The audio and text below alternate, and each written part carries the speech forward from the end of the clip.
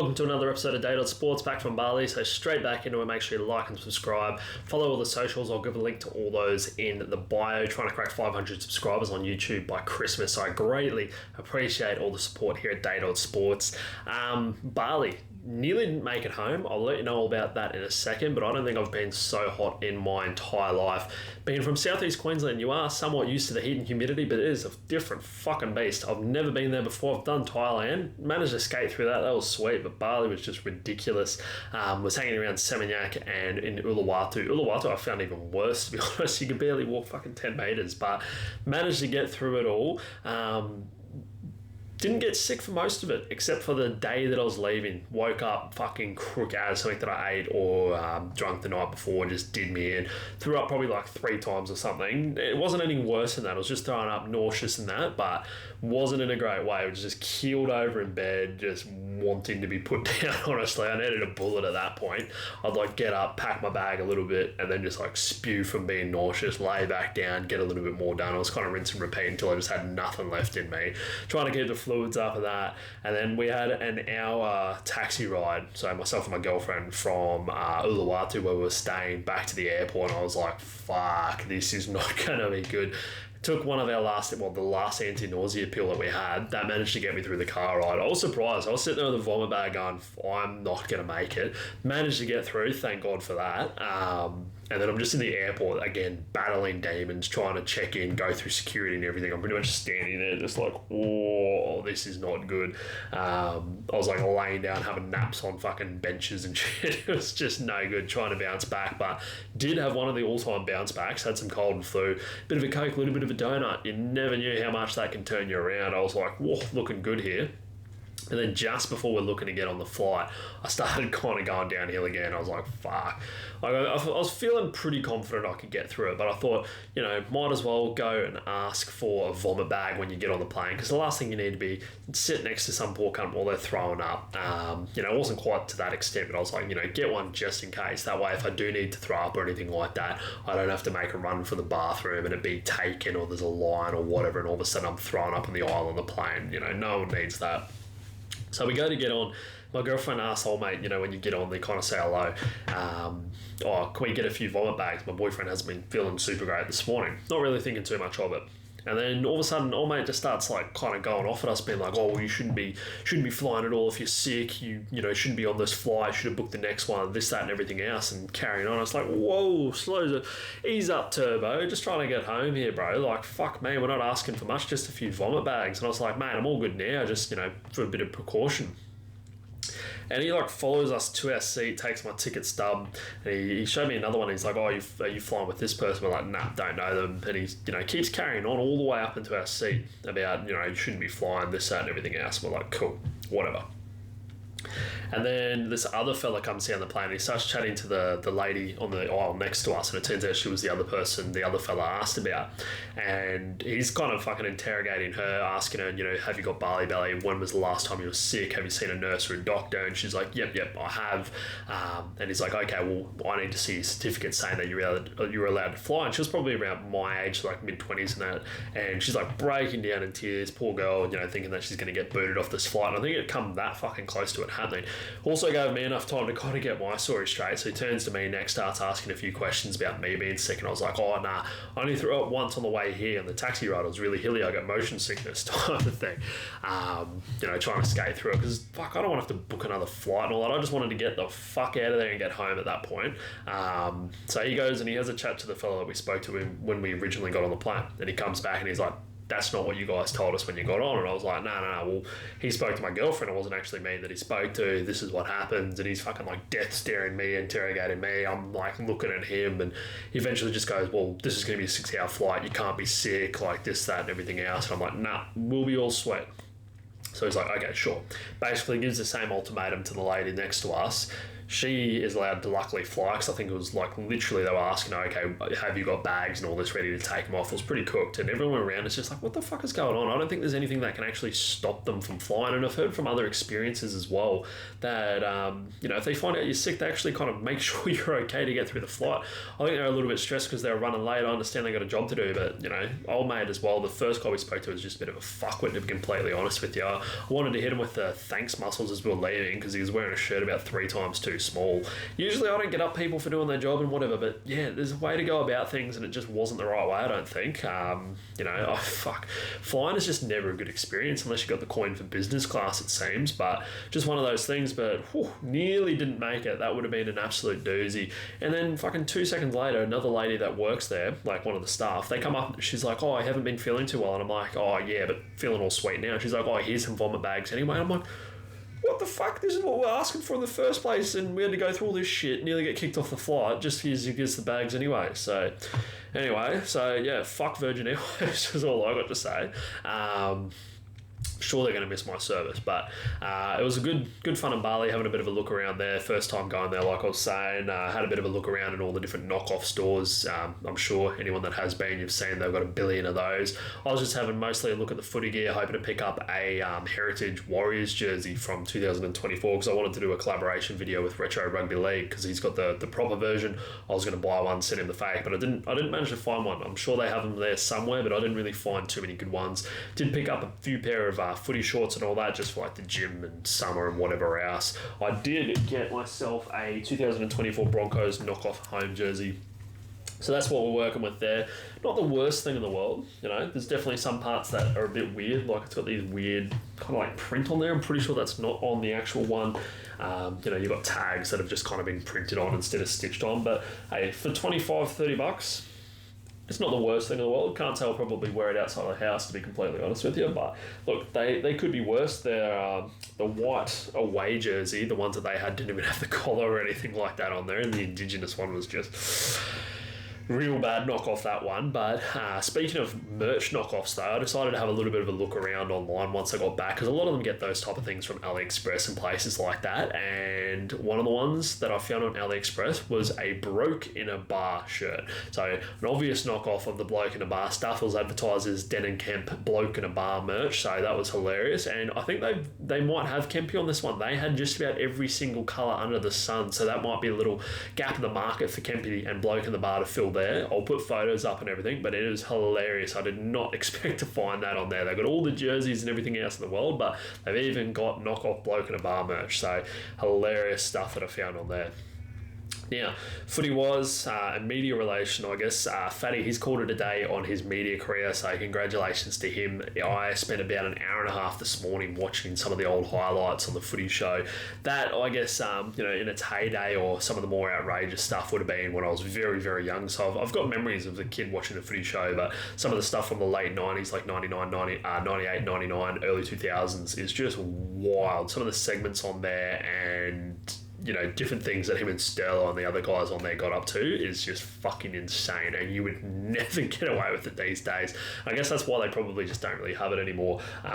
So if you do have a little bit of time, jump on YouTube, have a gaze at that. But what an outstanding personality in the game of rugby league, as a player, as a coach, and then obviously everything he's done with the media. He really, really laid the groundwork for, I guess, a lot of what people do in the media these days, whether it's podcasting, different journos, whatever it might be. Probably would not be possible if it wasn't for the groundwork that Fatty put in. So hope he enjoys retirement and keeps that head wobbling. So yeah, very good stuff. Now, this is very much last week's news, but I've got to touch on it just purely because I am a Broncos fan, and that is the signing of Ben Hunt. Dozer, he's coming home. Madge did the ultimate wine and dine. I spoke about it so many times, so I don't want to be flogging a dead horse, and we all have been for some time, but, I kind of didn't think it was going to happen. I very much romanticised about it for a very long time, but it's so good that it's actually happening. I don't know where we found the money. Madge, he's done some magic. We've done some beautiful Roosters-like accounting, it seems, but very, very keen to see what we're going to do in 2025. I keep saying it's going to be the ultimate redemption. 10 years later, he's going to come back. We're going to win the comp. But surely he's going to be playing at 6. You'd imagine Renault's going to be at 7. He's going to be there at 6 while Ezra Mann's situation's all kind of working itself out. If Ezra does come back, I guess he would go into the 9 position, you'd assume. But that's very well down the line, I'd say, with the whole Ezra stuff. But I'd say at this point, you're probably going to have him at 6, Renault at 7, Walters at 9. I'd still put him in there. He's been playing very good footy for us. He's got a lot of versatility. And then Modes, I'd have him there at 14. And it seems like Madge has been rating him very highly, and he's been killing it in the preseason. So you never know. He could be a starting 9. It could be the other way around. So we'll have to see there. And if Ezra did come back in, you'd surely put Ben at 9. And then I'd probably, have Walters there at 14 just because he's got the ability to play halves. But I guess that's maybe not as important now that you've got Ben Hunt in the team, because if something does happen to Renault, you're just going to slot in Ben Hunt, and he's one of the best in the world, Queensland player.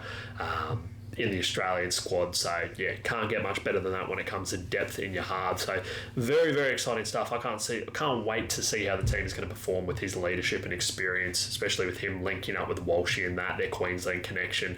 Those sweeping plays on the left hand side, he's just going to add that little bit of spice to it, and the balls that he can give some of those second rowers and the front rowers is just going to be elite service. So very, very keen to see him slot in. I'm definitely going to be going to that first home game. I think it's against the Cowboys in round 3.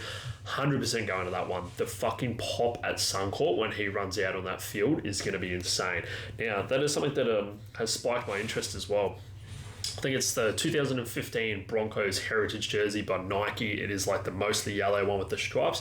If anyone has one of those, or they're selling one of those, or anyone that has one, let me know, because I'd love to buy one. I have no idea what they're worth, but they look fucking amazing. That would be sick in probably an XL if you ever do come across one. So for any jersey fellow out there, if you're watching this, or any Broncos collectors, let me know if you got one of those in the collection, because I would love to get my hands on it.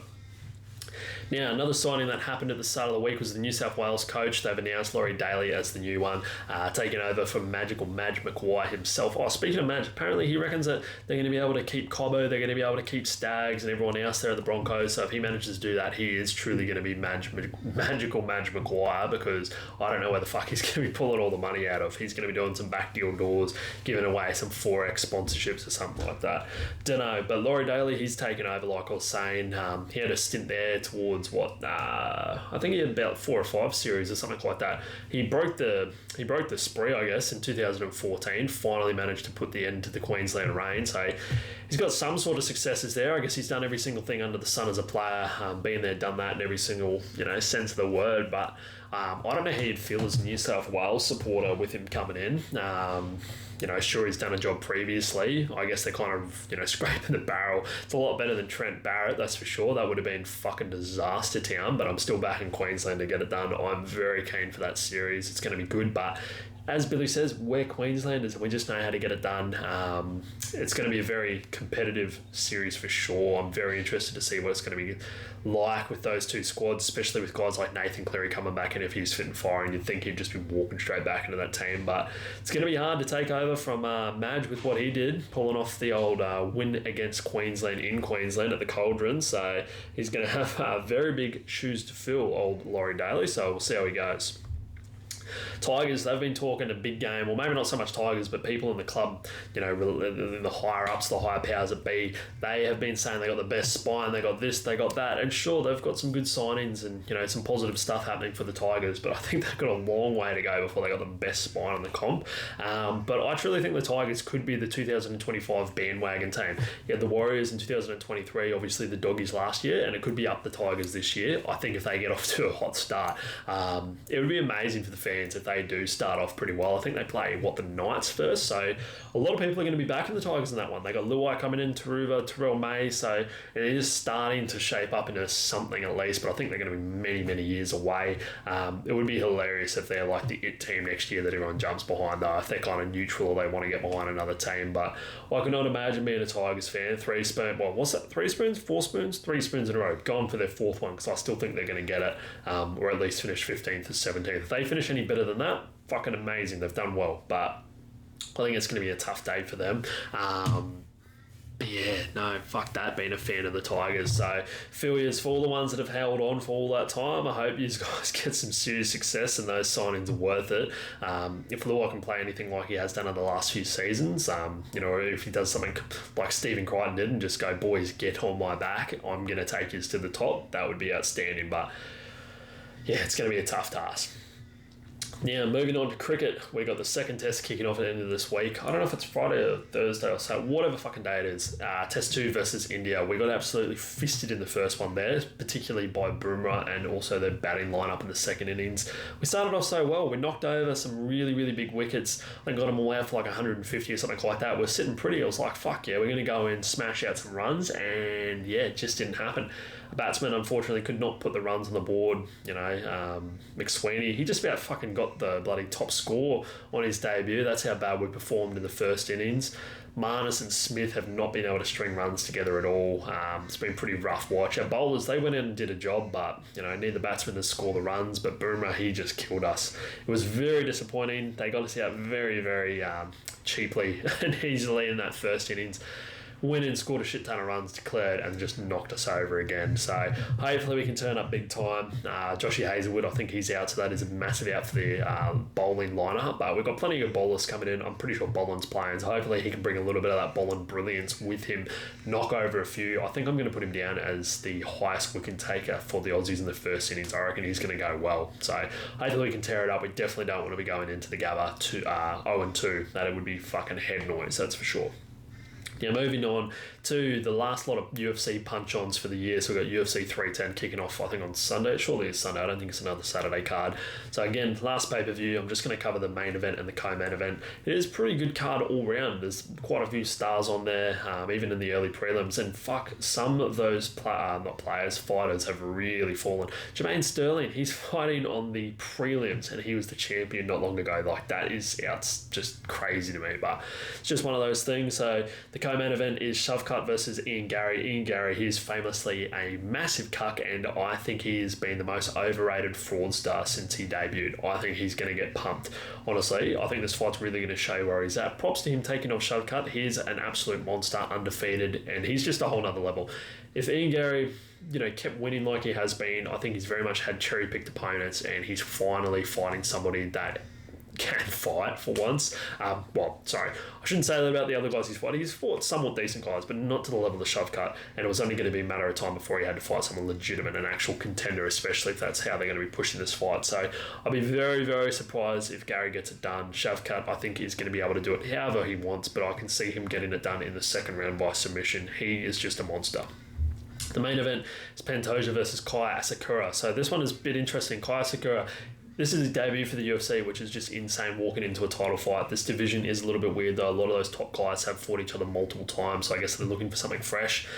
He was a champion at another organisation called Ryzen. If you don't know, have a look online. I was looking at Demetrius Johnson break down a few of his fights. He is pretty good on the feet. He's pretty rangy, pretty tall for the weight division, so his striking is pretty decent, but I just don't think he's got enough tools to be able to beat Pantoja, particularly in the wrestling and the ground game. I think if Pantoja decides to take him down at any stage, he'll be able to do that with no worries at all, and he'll just have too many tools in the bag for him, and I think Pantoja will get a takedown in round 3 and get the submission in that one. So be very interesting to see how that goes. I wish it was Pantoja versus Kai Kara France, but I think Kai will be the next man up for sure. Very keen to see that one, but it'll be interesting. All these fights, they do start on the feet, and if Pantoja decides to bang it out with Kai Sakura, it could be an absolute war, and I'm very excited for this one. It's going to be cool. So yeah, let me know what you think's going on with the fights. Again, make sure you do like, subscribe. I appreciate all the support. Again, trying to crack those 500 subs by the end of the year, or at least by Christmas. That'd be a nice little Christmas present. But again, thank you very much for all the support. I'll catch you guys next week and have a good one.